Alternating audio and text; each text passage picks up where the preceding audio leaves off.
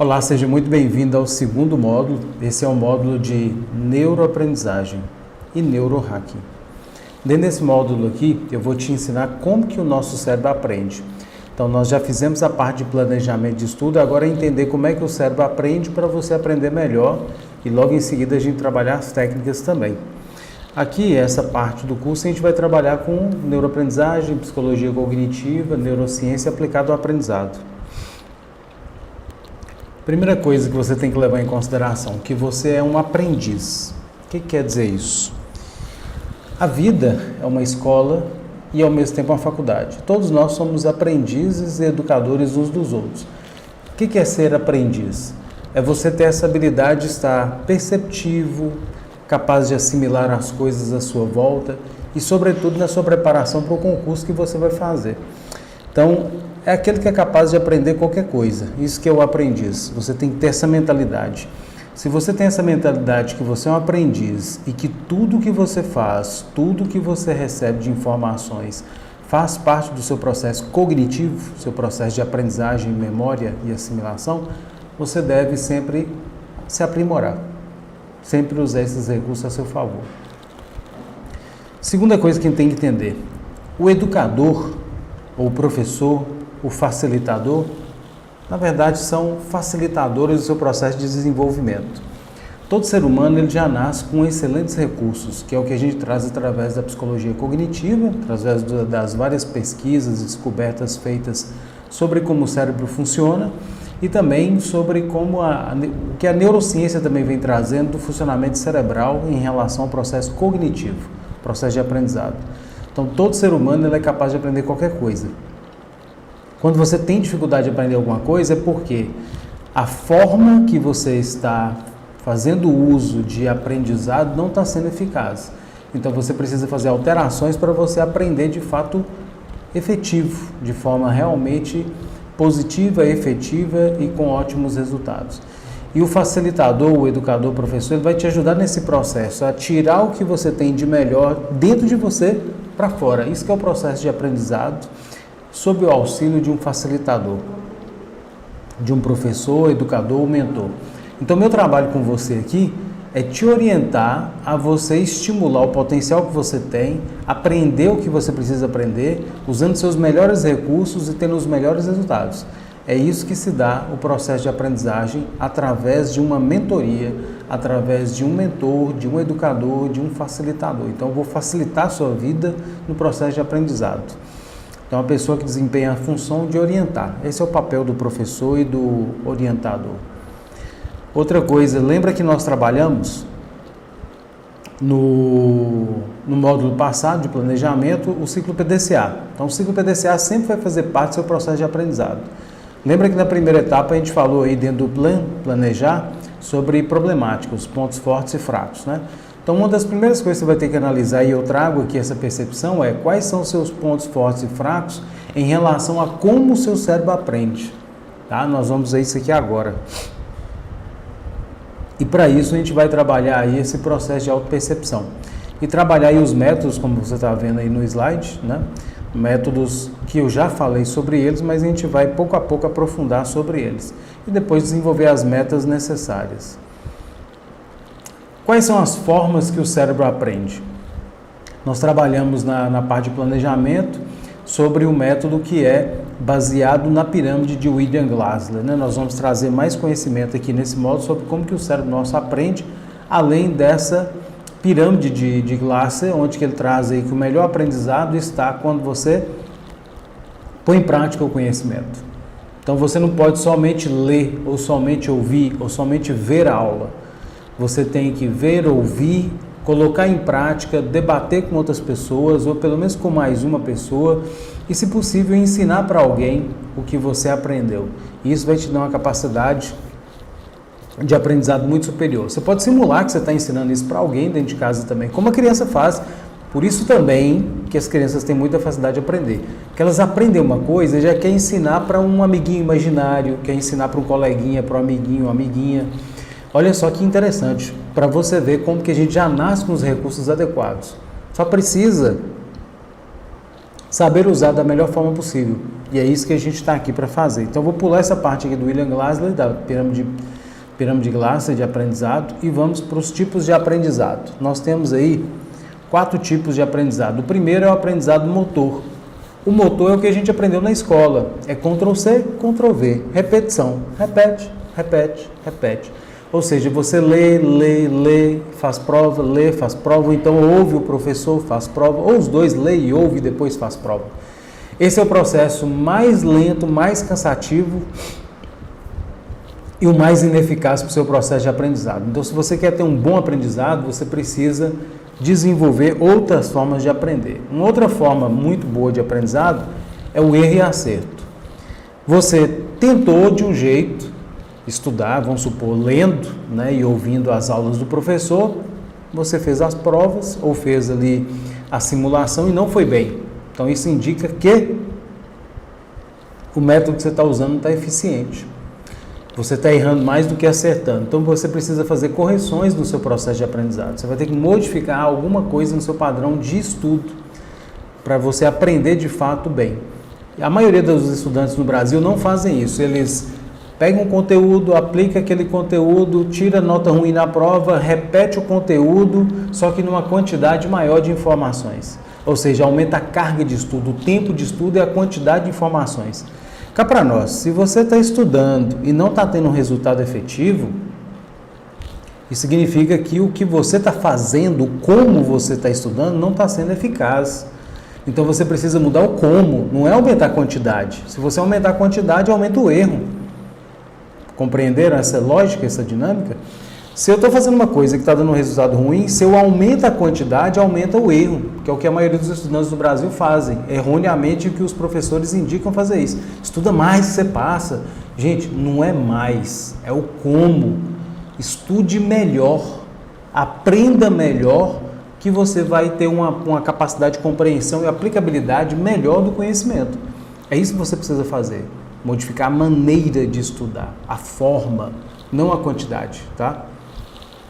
Aliás, tem que mudar a quantidade sim, porque a maioria dos estudantes brasileiros estão estudando muita quantidade de informação, muito tempo de estudo, mas a qualidade está muito baixa. Então você vai mudar o como, que automaticamente vai diminuir a quantidade de informações. Então você vai precisar fazer 2 mudanças no seu processo de estudo. Diminuir a quantidade de informação diária e também trocar a forma de estudar, pelo método NeuroHack, baseado em neuroaprendizagem. Cognitivo. O cognitivo, ele é baseado em análise, em você analisar os conhecimentos, em você fazer reflexões, planejamento prévio e simulações. Você vai utilizar um pouco da criatividade nesse processo. Então, no processo cognitivo, ele envolve flexibilidade, envolve reflexões. Então, você está ali estudando, percebeu que o resultado não foi bom, você vai fazer reflexões. O que eu posso mudar na minha forma de estudar para melhorar o desempenho? Eu acho que eu posso fazer tal coisa. Vai lá e testa. Eu acho que eu também posso mudar o horário de estudar. Vai lá e faz mudança de horário, testa. Eu acho que se a alimentação minha não está legal, vou trocar a alimentação que eu faço do meu café da manhã e do almoço para ter um desempenho melhor. Vai lá, faz a mudança e testa na hora de estudar para ver o resultado. Sempre você vai fazer assim. Faz o teste, né? Muda alguma coisa, faz o teste com essa nova mudança, vê o resultado. Se o resultado foi bacana, ótimo, padroniza esse novo processo. Se o resultado não foi bom, muda alguma coisa, observa o resultado, deu certo, padroniza esse novo processo. Sempre você tem que estar atento a processo e melhoria de processo.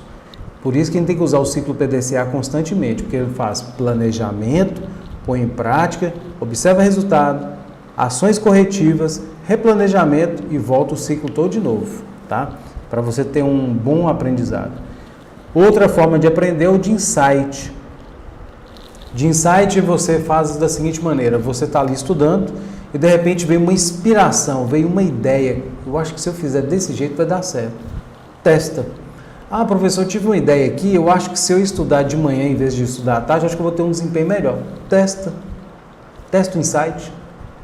Observa o resultado. O resultado foi positivo? Padroniza esse processo. Padroniza essa inspiração. Porque é o seguinte, gente, o ser humano, nós seres humanos, nós estamos começando a nossa jornada evolutiva como seres humanos. O que a gente conhece do nosso cérebro? 5%. E tem pessoas que é menos do que 5%. Então existe 95% de nós mesmos que nós não nos conhecemos. Então a gente precisa se conhecer melhor. E isso não é do dia para a noite, nem da noite para o dia. Isso vai se levar toda uma eternidade de evolução. Porque nós, psicologicamente, somos um bebê engatinhando. O ser humano é um bebê engatinhando. Já descobriu muita coisa interessante sobre o funcionamento do cérebro, é isso que eu trago aqui para você. Mas ainda tem muita coisa para evoluir. O que eu quero dizer com isso? Vai vir insights, vai vir novas ideias, vai vir novos recursos. Aplica esses novos recursos, esses novos insights, novas ideias, novos métodos, novos aplicativos. Use para aprimorar o que você faz. Já está só começando, então a gente precisa aplicar tudo o que for possível para a gente melhorar. Não quantidade, qualidade. Lembre-se sempre disso, pés na balança. Qualidade é mais importante do que quantidade. Então esse é um processo que você vai inovar sempre na forma de estudar, na forma de aprender. Então, teve um insight, teve uma ideia, teve uma inspiração, põe em prática, vê o resultado. Foi bom o resultado? Padroniza esse processo até que venha outra inspiração, outra ideia, outro recurso para você aplicar. Sempre você vai fazer isso no seu processo de aprendizado. Ficou claro? Faz sentido? Claro que faz sentido, né? Então você vai aplicar isso no seu processo de aprendizado para você ter um bom desempenho.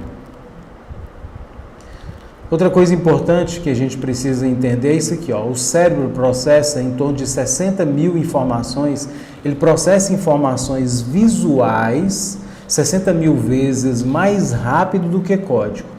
Isso significa o quê? Que quando você estiver estudando, você vai utilizar mais recurso visual. Então, olha só, quando você for estudar, você não vai ficar preso só à codificação, só estudo de código, palavras, frases e textos. Porque isso aí, lembra lá da pirâmide de Glasgow, é no máximo 10% do aprendizado. Então, você precisa usar o recurso visual, nós já falamos isso anteriormente, visual. Porque 93% das informações que o cérebro processa são visuais, entra pelos olhos, passa pelo lobo occipital e é processado em todo o neocórtex, ativa mais áreas do cérebro, ativa o hipocampo para memória de longo prazo. Então, se você quiser ter um bom aprendizado com uma boa memorização, associação. Então, o que você faz? Você vai aplicar um mapa mental, quando você estiver estudando conteúdos gráficos, textos, palavras, artigos, para sintetizar, filtrar, diminuir essa informação em código, que geralmente ela é conteudista, sobrecarregada, diminui para você pegar só o essencial, que é o que te dá domínio do conteúdo, e depois você vai fazer associações visuais. No módulo de associações visuais eu vou aprofundar sobre isso, eu vou te ensinar como é que faz. Aqui eu estou te dando só a introdução de como o cérebro funciona, tá? Depois nós vamos trabalhar cada isso pontualmente. 90% das informações transmitidas para o cérebro, ou seja, o cérebro está recebendo informações o tempo todo, através dos canais visual, auditivo e sinestésico. Então, 90% do que o seu cérebro, do que você está recebendo de informações fora do cérebro, são informações visuais. O mundo à sua volta, está passando na rua, um monte de gente, de pessoas, carros, motos, bicicletas, imagens de tudo quanto é tipo, está sendo processado pelo cérebro. Então, o cérebro nosso processa muito mais imagens do que código. O código é uma descrição do que a gente vê. Tanto que a primeira forma de comunicação que nós usamos foi a expressão corporal, depois escritura nas paredes das cavernas, depois que veio o código. Né? Tanto que tem muitos conhecimentos, igual a Bíblia, muitas vezes foi passado de pessoas para pessoas, oralmente, mas contando histórias que produzem imagem mental na mente da pessoa. Tá? Então, cuidado para não ficar explorando só o que você já está habituado a fazer no sistema educacional tradicional, que é ficar lendo e escrevendo, ouvindo e escrevendo. Não. Isso aí você vai ter que diminuir e trabalhar mais com associações visuais. 70% dos sensores receptivos de informações do cérebro estão nos olhos. 70% do que você recebe de informações, dos sensores, estão nos olhos. Significa que você precisa explorar melhor o seu poder de captação de informações visualmente. Então lembre, quer aprender mais? Associação visual. Nós vamos trabalhar isso mais à frente. Um exemplo disso aí, 80% lá da pirâmide de Glasgow é quando você está praticando o conhecimento. Nesse exemplo aqui, nós temos aqui uma turma de alunos de uma escola norte-americana, onde que eles trabalham com aulas que não são aulas convencionais, são projetos. Nesse, por exemplo aqui, eles estão construindo uma casa popular. Então, na hora que eles vão construir a casa popular, eles constroem essa casa. Então, assim, eles estão aprendendo a fazer cálculo, a se comunicar, a usar a linguagem. Eles estão estudando a história, a geografia, onde que vai ser montada aquela casa, né? Qual é a base daquele alicerce. Entra todos os conhecimentos que geralmente a gente estuda teoricamente na escola, entra numa prática como essa, numa oficina. Ah, tá, mas eu estou estudando para concurso, como é que eu faço? Quando você estiver estudando conteúdo, por exemplo, leis do direito, você vai imaginar esses conteúdos sendo aplicados na vida real. Ah, mas eu não sou da área do direito. Vou te dar uma dica bem interessante. Assiste série, filme da área do direito para você ir criando associações na sua mente. Por exemplo, você pode assistir Suits, que é da área de direito, né? Conta vários casos, apesar que são leis norte-americanas, mas tem muitas coisas nossas leis que vêm da lei americana também. Tem a mesma base que vem das leis gregas, romanas, então você pode utilizar.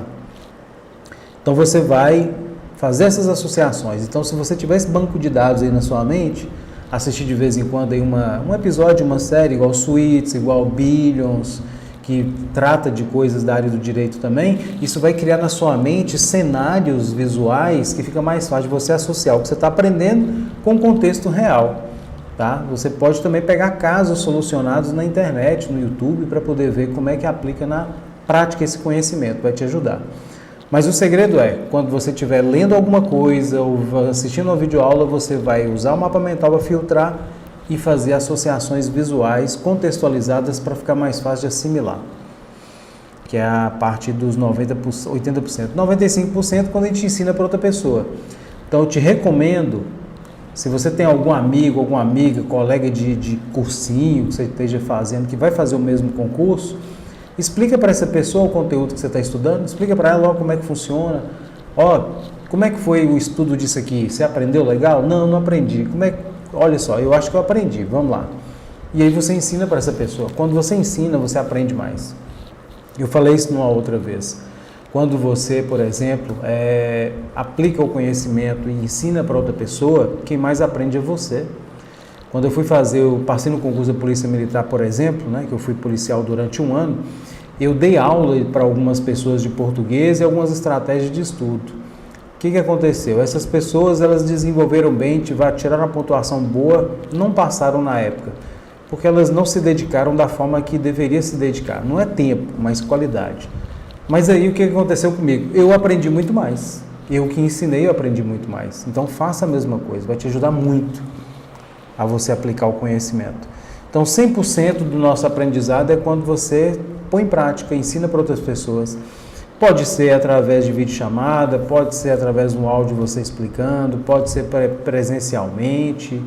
Você pode usar de vários recursos para isso, né? Você pode fazer uma aula invertida, que é uma metodologia ativa, onde que você estuda o conteúdo, depois você ensina para o seu colega ou para a sua colega, e depois a outra pessoa faz a mesma coisa com você. É uma troca, né? Muito válida. Se você é da área do direito e se você puder, por exemplo, trabalhar, mesmo que for de graça, para algum advogado, para algum promotor, né, para poder participar de alguns casos, de júris, né, que dá para participar de certos júris, é bom para você ver a lei ali sendo aplicada. Eu, por exemplo, se eu fosse um estudante de direito, um advogado recém-formado, eu trabalharia gratuitamente, uma vez por semana, 2 ou 3 vezes por semana, no escritório de advocacia top, só para aprender, né? Ou mesmo recebendo a metade do valor. Gente, o que você vai aprender e que vai te ajudar a passar no concurso, você não tem noção. Vale muito a pena explorar isso aí. Outra coisa importante, memória de longo prazo. Então, memória depende de organização e de associação. É assim que o nosso hipocampo é ativado, e o hipocampo ativado, junto com a amígdala, eles produzem a memória de longo prazo. O mapa mental é a melhor ferramenta de estruturação, de análise, estruturação, organização e síntese do conteúdo. Então, ele vai te ajudar a analisar, sintetizar e estruturar de uma forma muito mais cognitiva, ou seja, mais eficazmente de aprender. Depois, você precisa associar esse conteúdo com imagem em movimento, gerando emoção. É igual acontece com traumas. Vamos pegar um exemplo mais simples. Filme, você lembra muito mais de um filme de 2 horas. O que você lembra mais? Um filme de 2 horas que você assistiu há 5, 10 anos atrás, ou um texto que você acabou de ler? Obviamente que é o filme que você assistiu anos atrás, porque ele tem esses 3 recursos, tem imagem, movimento e produzindo emoção. Tenta lembrar de alguma coisa que não teve emoção na sua vida. Duvido que você vai ter facilidade de lembrar. É muito mais fácil você lembrar de um filme muito bom, umas férias muito boas que você tirou, o primeiro beijo, se foi muito bom. Se foi muito ruim também você vai lembrar.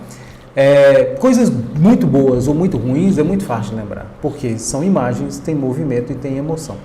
Por isso que a gente aprende mais assistindo um documentário do que assistindo uma aula convencional. Então, quando você for estudar, faz o mapa mental para filtrar as informações, depois você vai fazer associações com esse conteúdo. Precisa mapear tudo, associar tudo? Não. Aquilo que você tiver mais dificuldade, você faz o mapa mental. Dentro do mapa mental, precisa memorizar ele, associar ele todo? Não. Aquilo que você tiver mais dificuldade, tiver facilidade, está de boa, você já tem facilidade. Aquilo que você tem dificuldade de lembrar, você vai associar visualmente. Lembrando que no modo de associação eu vou ensinar como fazer isso. Então, lembra de usar esses 3 recursos, imagem, ação e emoção. Por que os orientais, japonês, chinês, coreano aprendem rápidos, muito mais rápido que a gente? Enquanto a gente lê um livro, o japonês lê 10 livros na nossa frente e aprende muito mais rápido. Porque a linguagem deles é visual. Eles pulam um processo que é mais lento, que é o de codificação. Então, olha só como é que é o processo de estudo japonês, de aprendizado da língua japonesa, chinesa e coreana. Então, você tem aí montanha. Eles vão pegar a imagem da montanha, desenham, né? Vamos aprender a palavra montanha, Yama. Desenha uma montanha de 3 picos, aí depois vai simplificando esse desenho até que vira um vetor. Ou seja, uma imagem tão simples que você consegue utilizar, escrever e desenhar com muita facilidade. Desenhar, na verdade, né? Porque o idioma chinês e oriental, o idioma chinês e japonês e coreano é desenho. São desenhos simplificados. Né? Às vezes uma criança pede para desenhar uma pessoa, desenha um palitinho, né? Assim, ó, um palitinho o corpo, 2 palitinhos a perna, os braços, depois uma bolinha a cabeça. É assim. O idioma japonês é isso. São desenhos vetoriais, simplificados, que fazem você aprender com mais facilidade e rapidez. É isso que você vai fazer na hora que você estiver estudando. Associar. Não precisa desenhar, tá? O cérebro tem uma facilidade muito grande de associação mental. Então, por exemplo, quando você está lendo um conteúdo codificado, o que está acontecendo no seu cérebro? Ele está lendo sílaba por sílaba, montanha, para depois pensar na imagem da montanha. O japonês, o chinês e o coreano, ele já olha direto a montanha, já saltou o código, que é mais lento para o cérebro. Lembra que o cérebro processa imagens 60 mil vezes mais rápido que código. Então, nós estamos acelerando 60 mil vezes o processo de aprendizado. Por isso que os japoneses e chineses aprendem mais rápido que a gente. Então, na hora que você estiver estudando, aquilo que você tiver dificuldade, você mapeou para diminuir a informação em código, depois você associa com a imagem o que tiver dificuldade de lembrar. Aí você consegue aprender com mais facilidade. Então, nós temos aí a imagem montanha. Então, o japonês, o chinês e o coreano, na hora que ele olha para ali, ele já está vendo uma montanha simples. Aí ele vai lembrar da montanha que ele quer. Então, aprenda a usar esse processo de associação. Os egípcios eram muito sábios no uso disso, né? Tanto que todos os afrescos, aqueles templos antigos lá no Egito, eram cheios de imagens, né? Os pergaminhos. Os egípcios, segundo Heródoto, que foi um grande historiador grego, que tinha conhecido o Velho Mundo naquela época, e naquela época os gregos tinham contato com, quando estava terminando aquele ápice da civilização egípcia, né, o grande apogeu, depois com o final com Cleópatra, que acontecia? Os gregos tendo contato, por exemplo, Pitágoras aprendeu muito de matemática com os egípcios. Nós aprendemos muitas coisas dos gregos, mas que eles aprenderam com os egípcios, filosofia, ciência, arte, um monte de coisa. Então os ocidentais gregos aprenderam muito com eles. Então uma coisa interessante é isso, eles usavam muito o simbolismo visual. Heródoto, quando visitou o Egito e tendo visitado vários lugares, ele era um grande historiador, ele disse certa vez: nunca conheci povo mais inteligente, mais sábio, mais saudável, mais feliz e mais espiritual na face da terra. Era o povo mais inteligente até então. Os grandes egípcios faraônicos a essa época, né? Então olha só que interessante. O que a gente precisa usar? O mesmo processo que o desenho. Precisa desenhar? Não, só imaginar. No módulo de associação eu vou ensinar como que você faz isso sem precisar anotar nada. Aqui eu dou um exemplo, ó, Jânio Quadros, tem aqui, eu peguei o conteúdo de Jânio Quadros, fiz um mapa mental, depois eu fiz uma associação visual. Então eu peguei aqui Jânio Quadros e desenhei. Como eu tenho habilidade para desenhar, eu trouxe essa imagem para você ver o que eu fiz, mas não precisa desenhar. Então Jânio Quadros está no centro, Jânio Quadros foi o 22º presidente do Brasil, tá os dois patinhos aí como você vê na figura, do lado da bandeira, para lembrar de 22º presidente do Brasil. Ele nasceu em Campo Grande, no estado de Mato Grosso, você vai ver aí a bola, me lembra de Campo Grande, o Mato Grosso na perna dele, e a calça dele de gaúcho, que é do sul, então Mato Grosso do Sul. Ele nasceu em Campo Grande, Mato Grosso do Sul. Estudou no Colégio Marista, está o símbolo do Marista aí no peito dele. Graduou em Direito, está o símbolo aí do Direito, que é uma balança. Foi professor de língua portuguesa, saindo aí os códigos da boca dele, as letras. Foi prefeito da cidade de São Paulo, governador do estado de São Paulo, tem aí no ombro as respectivas bandeiras. Ele tinha a política da vassourinha, né, que era o slogan dele, varre, varre, vassourinha, ele queria varrer a corrupção do país. E aí ele está varrendo um corrupto aí para fora que está aparecendo na porta. E ele governou o Brasil do dia 31 de janeiro ao dia 25 de agosto de 61. Está aí, né, no calendário, na vassourinha aí, 31 de janeiro ao dia 25 de agosto. E a vassoura, o som dela 60, e só tem uma vassoura, então 61. Governou o Brasil em 1961. E na época que ele foi presidente, ele está aí de mãos dadas com Che Guevara, significa o quê? Ele fez um pacto amistoso com a antiga União Soviética. Está lá a bandeirinha da União Soviética na mão esquerda de Che Guevara, que foi comunista, né? O Cuba era comunista, Rússia era comunista, né? E socialista. O símbolozinho da estrela comunista aí na boina de Che Guevara é o símbolo disso, né? E também aí a informação Cuba, que ele libertou, está no ombro, né? A bandeirinha de Cuba. E ele recebeu uma medalha de bravura, Jânio Quadros deu uma medalha de bravura para ele por ter libertado Cuba. Está aí o símbolo, a medalha, né? Só que a medalha foi dada em Brasília. O plano piloto de Brasília parece um pássaro ou avião visto de cima. Então por isso que eu desenhei um passarinho. E eu desenhei aí também umas nuvens tempestuosas. O que quer dizer isso? Ele disse que saiu do governo por forças maiores confabular contra ele. Agora olha o texto aí que tem aí embaixo. Tudo que eu falei para você está nesse texto. Qual que é melhor para você assimilar? Texto ou imagem? Mais uma vez comprovando o potencial de aprendizado do cérebro, imagens. Lembre, diminui o código, trabalhe com associações visuais. Então, uma coisa que você vai ter que trabalhar, uso de mapas mentais. Outra coisa importante é aprendizado significativo. Quando você aplica a metodologia do neurohacking, que vem da neuroaprendizagem, você tem uma metodologia mais significativa, um aprendizado significativo. Outra coisa importante para o seu significado ser significativo é propósito. Qual o propósito seu em passar no concurso? Que é uma coisa que muitas pessoas falham. Meu propósito de passar no concurso é ganhar mais dinheiro e depois fazer o que eu gosto. Muito fraco esse propósito, muito insignificante. Mais significante é, eu quero fazer um bom trabalho como, por exemplo, promotor. Ajudar o máximo de pessoas que não são alcançadas pela lei. Fazer uma justiça que seja harmônica com a sociedade. Trazer benefícios e valor para a sociedade.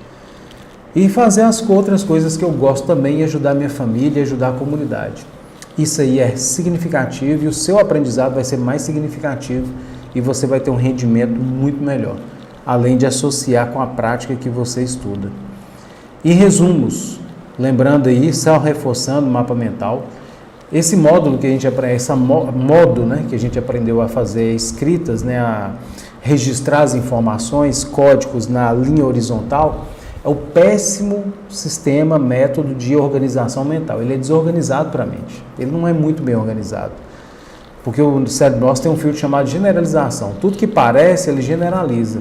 E quando você tem um texto igual esse aqui de substantivo, tudo junto, aquele monte de letrinhas ali em linhas, em parágrafos, o cérebro confunde. Aí quando você vai ler, lê assim, acabou de ler, fala, cara, me perdi, acabei de ler, mas não estou lembrando de nada, vou ter que ler de novo. Por isso que os professores muitas vezes diziam, para você entender um texto, vai ter que ler umas 5, 6 vezes ou mais, por causa do modelo, o modo de estruturação de informações que não é cognitivo, não é aprendível, não é tão eficiente. Quando você pega esse conteúdo aqui, por exemplo, 483 palavras, e coloca ele no forma de mapa mental, aí sim, fica muito mais fácil de você assimilar, você aprende com muito mais facilidade. E aqui você diminui o conteúdo para 137 palavras de forma mais objetiva, mais dissecada, mais filtrada, melhor organizada, e que você localiza, porque agora virou um mapa de verdade, você localiza facilmente as informações. Aí fica mais fácil de você assimilar. E outra coisa importante também, olha só esses dois textos. Qual dos dois te chama mais atenção? Obviamente que é o colorido, não é? Ele te dá a capacidade de aprender melhor. Exatamente, o colorido é muito mais eficiente. Então, quando você estiver estudando, você vai utilizar mais o sistema colorido. Então, o colorido ele é mais leve, ele te dá mais foco, ele te dá mais desempenho. E o monocromático não, você se perde na leitura, confunde, ele é ineficaz. Então, isso aqui é uma coisa muito simples que a psicologia das cores descobriu um tempo atrás. Olha só que interessante. Um estudo que foi feito pela Universidade de Illinois descobriu que quando você usa textos coloridos, você aumenta em 40% a leitura, aumenta em 68% seu aprendizado e melhora em 73% sua compreensão. Então quer dizer que quando eu estou estudando com um texto monocromático, só de preto, eu estou perdendo 73% de compreensão? Infelizmente está. Então, quando você for estudar, se tiver o conteúdo lá impresso, por exemplo, você vai fazer o quê? Sublinhar as partes mais importantes, é isso que você vai fazer, com cores diferentes, depois fazer o mapa mental e colocar cores no mapa mental. Nós vamos explorar isso depois. Então, a cor preta, que geralmente é o que o pessoal usa na hora de estudar, ou usa nas apostilas, por exemplo, ou nos slides que os professores fazem, é a cor da morte e do luto. Gera o quê? Tristeza, melancolia, que são sinais de depressão. Então, por isso que muita gente hoje também, um dos motivos que gera muita depressão nas escolas. Porque o recurso não estimula o inconsciente, não estimula as emoções. Já olha só, o pergaminho egípcio comparado com o texto que a gente usa hoje. E os egípcios foi um dos povos mais inteligentes que já teve na Terra. E sabiamente eles usavam essa estratégia, os pergaminhos eram coloridos e usavam várias cores. Por quê? Cada cor, ela estimula o inconsciente e as nossas emoções. Por exemplo, a cor vermelha, ela produz o quê? Dinamismo, você se sente mais dinâmico. Agressividade quer dizer mais energia. Paixão, energia, perigo. O azul, confiança, profissionalismo, sinceridade, seriedade, calma, que você precisa ter na hora de estudar. O verde, crescimento, renovação, juventude, natureza, ética, orgânico. O laranjado, inovação, modernidade, juventude, diversão, vitalidade, acessibilidade. Então, ajuda a acessar a informação do inconsciente. E o amarelo, estimula alegria, positividade, aconchego, simpatia, otimismo. Então, quando você está usando, por exemplo, mapa mental e colocando cores diferentes, principalmente essas 4 cores básicas, 5 cores básicas, você está aumentando seu potencial cognitivo, seu aprendizado, seu fator emocional. Então você está regulando sua emoção, estimulando seu emocional positivamente e o aprendizado. Olha só que maravilha, quanta coisa você está desenvolvendo. Então, olha só, um mapa mental monocromático, extremamente sem graça, né? Agora, quando você coloca ele colorido, percebe a diferença? Fica mais atrativo, fica mais leve, fica mais fácil de localizar as informações, porque as cores também são estrategicamente usadas. Isso eu vou ensinar no próximo módulo, que é gestão do conhecimento. Por enquanto, nós vamos ficar por aqui, só para você entender a importância de usar cores. E você pode usar também essas ferramentas na vida profissional depois, né? Reuniões, projetos, ideias, inovações, o desenvolvimento. E o aprendizado relevante, ele é pautado num propósito e valor social. Como eu falei anteriormente, o propósito que você deve desenvolver é o propósito que a filosofia de vida traz para a gente, né? A filosofia. Ser um ser humano cada vez melhor e contribuir para a humanidade, através do servidor público que você vai se tornar, ou através do profissional que você vai se tornar, se for o caso seu de fazer vestibular, né? Tem alguns que compram curso para vestibular, porque a metodologia é a mesma. Então, na hora que você for desenvolver sua carreira, pense em primeiro na carreira. Não eu preciso passar nesse concurso aqui para poder ganhar bem, para ter estabilidade. Isso gera procrastinação. Não é uma motivação que te dá projeção de desenvolvimento. Então, você quer crescer no estudo, você quer aprender eficientemente, molde a sua mentalidade também. Pense no propósito que você deve ter em relação à sua profissão.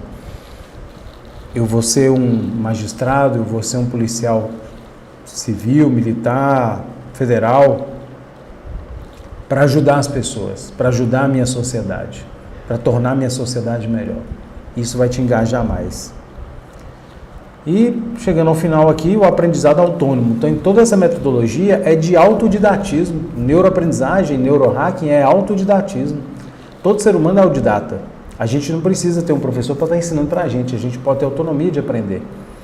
Ou seja, não ficar dependente do professor, ter um bom método de ensino. Independente se o professor, se o conteúdo que você está usando, ele tem um método ruim ou bom, você tem autonomia para desenvolver esse método que ajuda você a aprender qualquer coisa melhor. Faz sentido para você? Então, nós finalizamos esse módulo aqui para você entender como é que o cérebro aprende mais rápido, memorizando e de forma aplicável do conhecimento. Põe isso aí em prática e no próximo módulo eu te vejo, onde a gente vai trabalhar sobre gestão do conhecimento. Um grande abraço e até o nosso próximo módulo.